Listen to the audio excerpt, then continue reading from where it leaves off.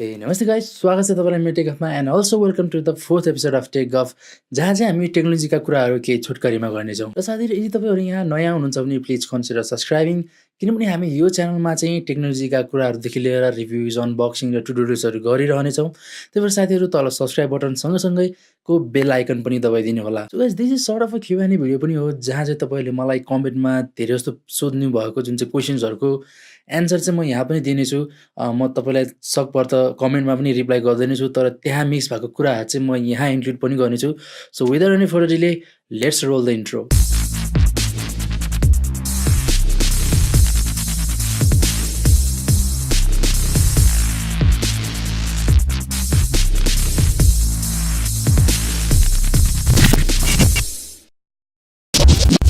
So धेरै जस्तो साथीहरूले चाहिँ मलाई युट्युबको कमेन्टमा चाहिँ अनर सिरिजको स्मार्टफोनहरू नेपालमा कहिले लन्च हुन्छ भनेर धेरैजनाले चाहिँ सोध्नुहुन्छ।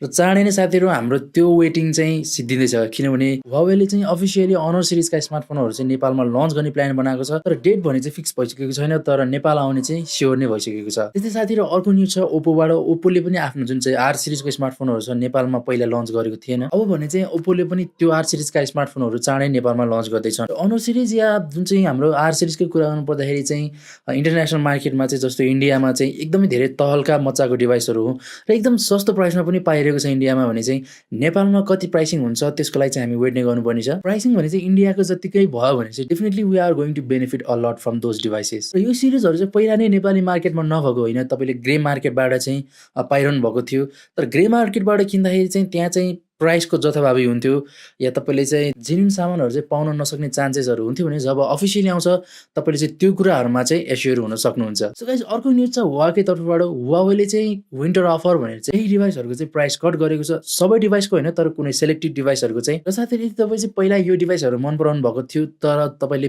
आफ्नो बजेट अनुसार भएन भने चाहिँ I think this is definitely time to buy. र त्यो डिभाइसहरू चाहिँ यस प्रकारका छन्। गाइस, Huawei वाइफाई लाइट छ पहिला चाहिँ, जुन चाहिँ तपाईँले पहिला को कुरा गर्नु पर्दाखेरि प्रिभियस प्राइस जुन चाहिँ हाम्रो 13,900 थियो भने विन्टर प्रमोसन भनेर चाहिँ अहिले तपाईँले त्यही डिभाइस चाहिँ 11,990 रुपियाँमा पाउन सक्नुहुन्छ।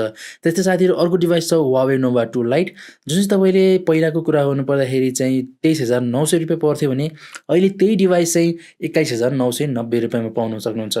त्यस्तै साथीहरू, अर्को डिभाइस छ Huawei Y9 2019, जुन चाहिँ तपाईँले पहिला मार्केटमा चाहिँ 34,900 रुपियाँ तिर्नु पर्थ्यो भने अहिले चाहिँ तपाईँले 31,490 मा पाउन सक्नुहुन्छ। र साथीहरू, यो डिभाइसहरूमध्ये चाहिँ Huawei Y9ले चाहिँ एकदमै बज क्रिएट गरेको थियो र मैले पनि रिभ्यू गरेको छु अनबक्सिङसँगै ह्यान्ड्स अन। यदि तपाईँसँग टाइम छ भने चाहिँ त्यो भिडियो पनि हेरिदिनु होला, किनभने अहिले चाहिँ प्राइस घटेको छ, 2-3 हजार प्राइस घटेको छ। र definitely it's a good device होइन। तपाईँले चाहिँ त्यो मनपर्छ भने चाहिँ माथि लिङ्क एपेयर हुनुहुन्छ, त्यहाँ क्लिक गरिदिनु होला। And there is a sad news from Xiaomi, किनभने मलाई चाहिँ साथीहरूले धेरै सोध्नुहुन्थ्यो कि POCO F1 चाहिँ अफलाइन मार्केटमा कहिले एभाइलेबल हुन्छ भनेर। र पहिलाको न्युज अनुसार चाहिँ it was to be available in the offline market, तर Xiaomiले चाहिँ अहिले के डिसिजन लिएको छ भने it is going to be only exclusive in the Daraz. र यसको रिजन चाहिँ के छ भनिएको छ भने जुन चाहिँ दराजले नै चाहिँ त्यसको सेल्स चाहिँ एकदम राम्ररी गरिरहेको छ, एकदमै बज क्रिएट गरेको थियो यो डिभाइसले पनि।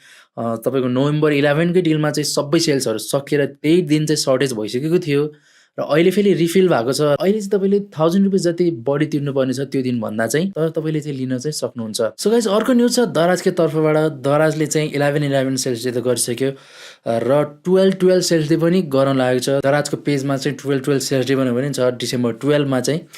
सो गाइज, 11/11 सेल्स डे चाहिँ त्यति सक्सेस भएन दराजको चाहिँ, तर मलाई लाग्छ 12/12 सेल्स डेमा चाहिँ दराजले डेफिनेटली कस्टमर्स फिडब्याकहरूलाई चाहिँ केयर गरेर अझ राम्ररी म्यानेजमेन्ट गर्छ होला।